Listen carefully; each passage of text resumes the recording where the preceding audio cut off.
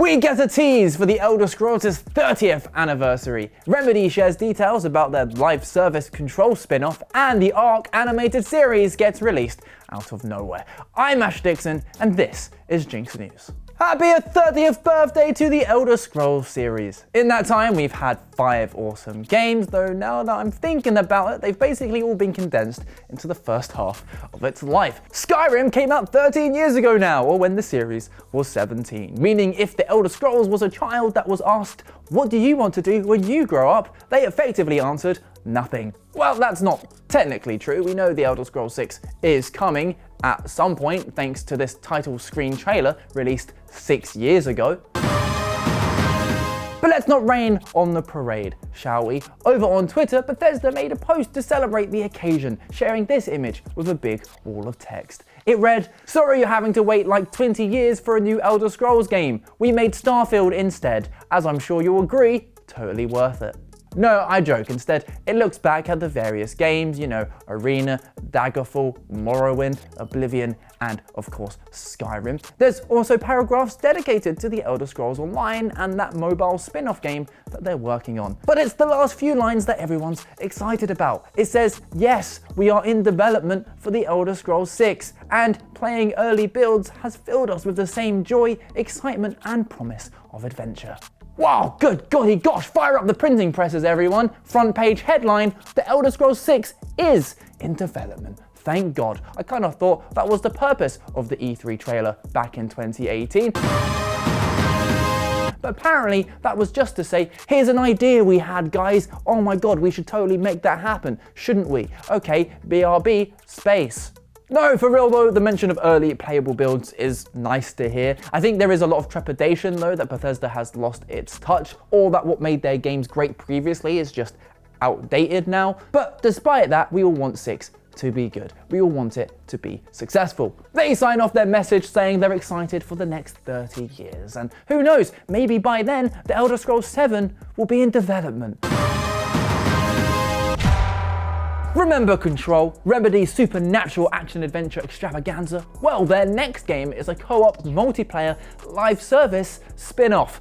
Currently codenamed Condor, it has an initial development budget of 25 million euros and will enter full production this year. Now, the phrase live service often invokes a little bit of sick in all of our mouths, but Remedy have said that these are premium games that may have a lower initial price point, but a long tail of revenue through updates, game expansions, and potentially microtransactions. Which isn't inherently a bad model, it's literally what Helldivers 2 is doing, and that's basically the golden child of gaming right now. But obviously it depends on how much content we get at launch and how expensive said updates will be.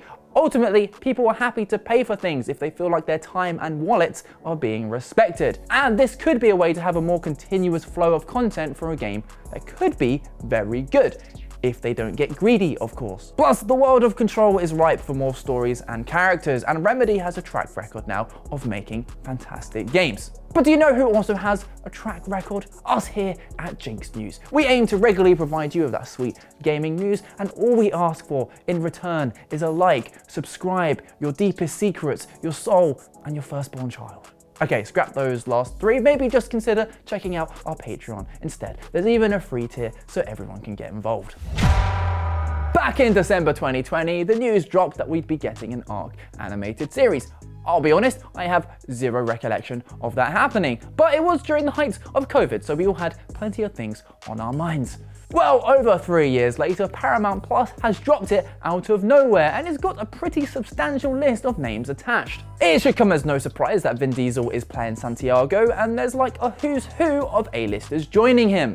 Russell Crowe as Cor the Prophet, Michelle Yeoh as Mei Yin Lee, Gerard Butler as Gaius, Carl Urban as Bob, Elliot Page as Victoria Walker, Jeffrey Wright as Henry Townsend, and David Tennant as Edmund Rockwell. And yeah, I know it probably takes each of them like a day to record all of their lines, but their voices don't come cheap. So there's clearly a lot of money behind the series, so you'd hope they've paid good writers too. Critics are waiting for a few more episodes to become available before reviewing the series, but it's on a hefty 100% fresh audience score on Rotten Tomatoes, which, I'm not gonna lie, sounds pretty promising. But trust good old Google reviews to bring out the snowflakes. It's sitting on a respectable 3.8 out of 5 at the moment, but it appears as though most of the 1-star reviews stem from people who don't like baddie woke liberals bringing their wokeness to their beloved game. Take B Blade Collector, who would have given it a 5-star rating if it wasn't for that dastardly lesbian sex scene. And here's Eric Schmitz, who also doesn't like the lesbian makeout sessions, or trans people, it turns out. And here's my dear Wendy Carrington, the personification of Won't somebody please think of the children? Now, don't get me wrong, there's shows that are guilty of being a bit too preachy. I'm all for TV being all sorts of diverse and political. In fact, I encourage it. It just feels a little bit condescending when it's so on the nose. And admittedly, I haven't seen Ark yet because it's not out in the UK. But those 1-star reviews seem to be exclusively complaining about the show either not being for kids or having the audacity of featuring lesbian characters. And once again, animation isn't exclusively for children, and as the son of a lesbian, gay people exist and it's really no big deal. And it's not like there's nothing to criticize. There's complaints that Rockwell, the main antagonist, is stripped of any character development and is just a cliche big bad. Either way, it's nothing to get triggered by. If you want to make your own minds up, you can watch all 6 episodes on Paramount Plus if you live in the US or Canada. And if you've already seen it, tell us your thoughts down in the comments, because the rest of us have to wait until the 19th of April. Speaking of adaptations, the director of the upcoming Zelda movie has done an interview, and oh god, I'm joking, he's saying all the right things. This is Wes Ball, most famously known for his work on the Maze Runner films, and he's currently doing the media rounds ahead of the latest film he's directed, Kingdom of the Planet of the Apes. And when asked about his vision for Zelda, he said, "I've been thinking about it for a long frickin' time, of how cool a Zelda movie would be. I want to fulfill people's greatest desires. I know it's important, this franchise, to people, and I want it to be a serious movie, a real movie that can give people an escape. It's got to feel like something real, something serious and cool, but fun and whimsical."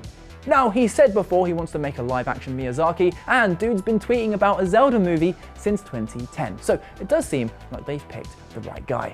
Let's get blocky now. A real-life Ukrainian salt mine has been recreated as a playable Minecraft game. The town of Soledar was once home to the largest salt production facility in Europe, though sadly it's now mostly been destroyed thanks to the Russian invasion of Ukraine. However, as part of memorializing the country's history and combating disinformation, a charity has now recreated the salt mine, complete with 16 locations, 500 kilometers of tunnels, alongside a story and collectibles, all in Minecraft. Initially, it sounds a little left field, but to be honest, as an educational tool and as a preservation tool, I think it's kind of a fantastic idea. And we'll finish off with something far smaller scale. A YouTuber has turned a piranha plant into his very own Switch dock. Now, on first look, it feels a little anxiety-inducing trusting that thing with your Switch, but below average gaming has made a solid build here, and it looks seriously cool, especially with the Joy-Con holders sprouting out from the stem. Do definitely check out his full video on YouTube to see how it was made. And that's the show. Thanks for watching, and we'll see you tomorrow.